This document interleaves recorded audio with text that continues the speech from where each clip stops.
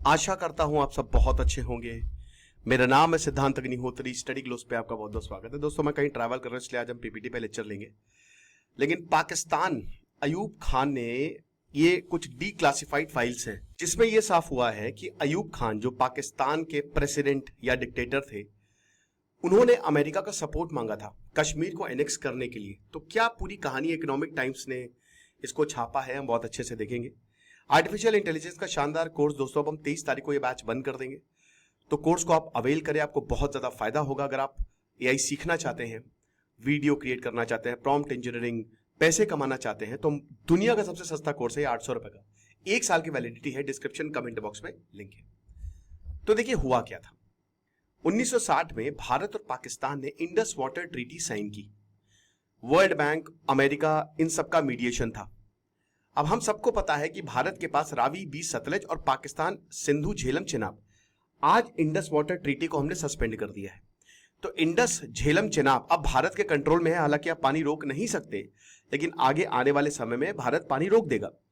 और प्रॉब्लम्स हमने बताया था ऑपरेशन सिंदूर के वक्त की, जब भारत ऐसा करेगा तो पाकिस्तान की ऐसी की तैसी हो जाएगी, इसको लेने के देने पड़ जाएंगे। और यही हो रहा है।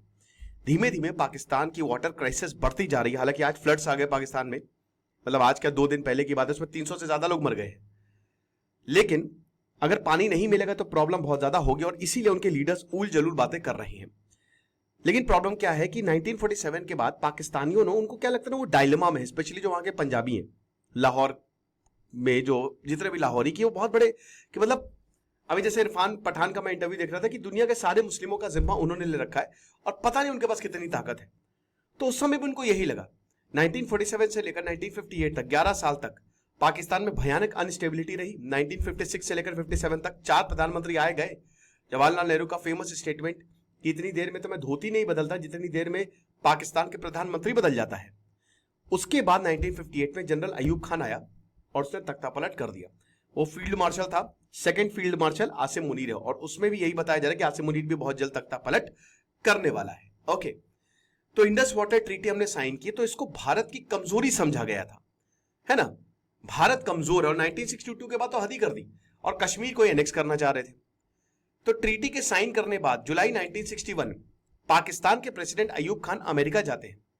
उत्तम सिन्हा की किताब है ट्रायल बाय वाटर, उसमें जो इंडस बेसिन और इंडिया पाकिस्तान रिलेशन, अयूब खान ने इस अपॉर्चुनिटी को बोला कि यार इसको हम जाने नहीं देंगे। और वो चाहता था कि अमेरिका बैक करे कश्मीर को एनेक्स करने के लिए। पाकिस्तान हमेशा से अमेरिका का पार्टनर रहा है। कोल्ड वॉर में जहां पे हम नॉन अलाइंड रहे, जिसका फायदा हमको आज मिल रहा है, पाकिस्तान ने अमेरिका को चुना।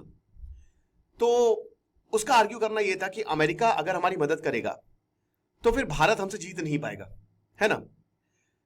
और जरूरी है कि कश्मीर इशू को एड्रेस किया जाए और कश्मीर हम पूरा का पूरा ले ले, तो प्रॉब्लम खत्म। कहते हैं कि first lady Jacqueline Kennedy, John F Kennedy की वाइफ, माउंट वेरनॉन में एक रिसेप्शन उन्होंने होस्ट किया था। बता दो कि John F Kennedy pro India थे, वो भारत के खिलाफ नहीं थे। तो अयूब खान थे, उन्होंने जो अमेरिका के कॉवर्ट ऑपरेशन, क्योंकि अमेरिका ने मना कर दिया था तो विड्रॉ कर लिया था। CIA backed Tibetan rebel flights from East Pakistan and U2 spy mission over China, ये सब बोला कि हम इस पे सपोर्ट नहीं करेंगे। आपको पता है ना कि तिब्बत में CIA ने बहुत सारे ऑपरेशन चलाए थे। अगेन उसमें पाकिस्तान की जरूरत थी। ज्योग्राफी बहुत इंपॉर्टेंट है ना। तिब्बत चाइना के कंट्रोल में था और अमेरिका को ये लग रहा था कि यही कम्युनिज्म पूरी दुनिया में न फैल जाए। तो CIA ने बहुत सारे, भाई दलाई लामा भारत CIA की हेल्प से आए थे। अगर CIA हेल्प ना करती तो दलाई लामा भारत ना पहुंच पाते, चाइना ढूंढ के उनको पकड़ लेती और उसके बाद बंद कर देती। तो ये जो U2 स्पाई मिशंस जो वेस्ट पाकिस्तान के ऊपर चले हैं और मतलब चाइना के ऊपर चले हैं, चाइना से बहुत अच्छे रिलेशन नहीं थे। अभी 1980s के बाद ना चाइना और पाकिस्तान एकदम से बहुत अच्छे दोस्त हो गए, समझ रहे हो। तो रिलेशन थोड़े दिक्कत वाले थे, और फाइनली जब जॉन एफ कैनेडी के साथ मिले तो टेंशन थोड़ी खत्म हुई, और अयूब खान ने ये बोला कि हम आप एयर बेसिस जो है वो आप यहाँ पे ओपन कर सकते हैं, हमको कोई दिक्कत नहीं है। और कैनेडी ने एश्योर किया कि अमेरिका भारत को सप्लाई नहीं देगा, मिलिट्री एड नहीं देगा। तो एक तरीके से ट्रांजैक्शनल कोल्ड वॉर एरा में ट्रांजैक्शनल मूवमेंट था कि आप हमको मदद करिए और हम ये वादा करते हैं कि भारत को हम मिलिट्री एड नहीं देंगे। ये चीज है। अब आयूर का जो रेटोरिक था वो कश्मीर के राइट टू सेल्फ डिटर्मिनेशन से आगे बढ़ गया। उन्होंने ये बोला कि ये जो टेरिटोरियल कंट्रोल है over Kashmiri upper reaches with water rights, ये मेरे इसी कोई कश्मीर का जो पूरा का पूरा पानी है, कश्मीर का जो पूरा का पूरा एरिया है वो हमारा है। और अयूब खान ने बोला कि वेस्टर्न रिवर्स तो छोड़ दीजिए, सारी रिवर्स हमारी है। कश्मीर मतलब है टेरिटरी इटसेल्फ, पूरी पाकिस्तान की है।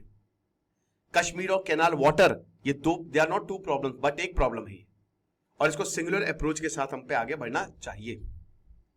फिर उसके बाद मतलब ये साइन हुई थी, आपको पता ही है। कैनाल वाटर्स पर बहुत दिक्कत थी, भारत और पाकिस्तान काफी भिड़े भी रहे, हमने बहुत बड़ा दिल दिखाया है।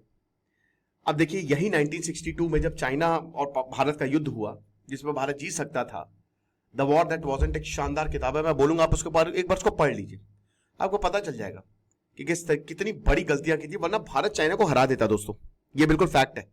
लेकिन नहीं हो पाए, वी.के. कृष्ण मेनन, कहीं ना कहीं जवाहरलाल नेहरू और बहुत सारे लोगों की गलतियां थी। अब उसके बाद क्या हुआ कि पाकिस्तान को लगा कि भारत तो कमजोर है, और क्योंकि भारत कमजोर है तो हम भारत को हरा सकते हैं। लेकिन 1965 इसीलिए इसी कॉन्फिडेंस ने वॉर किया, हार गए, ऐसी की तैसी कर दी, लाहौर कब्जे में हो जाता है इनका, राइट। तो स्ट्रैटेजिक टेकअवेज क्या है कि जो टेक्निकल ट्रीटी जैसे इंडस वाटर ट्रीटी है, ठीक है, दे वर इंटरवोवेन इन ब्रॉडर स्ट्रैटेजिक और टेरिटोरियल ऑब्जेक्टिव्स हैं। अयूब खान के जो एक्शंस हैं ये बताते हैं कि अगर वाटर सिक्योरिटी, नेशनल प्रेस्टीज और टेरिटोरियल क्लेम्स को अगर साथ में मिला दिया जाए तो चीजें उनके फेवर में जा सकती है। ओके, आपको क्या लगता है आप मुझे कमेंट बॉक्स में बताइएगा। Thank you so much.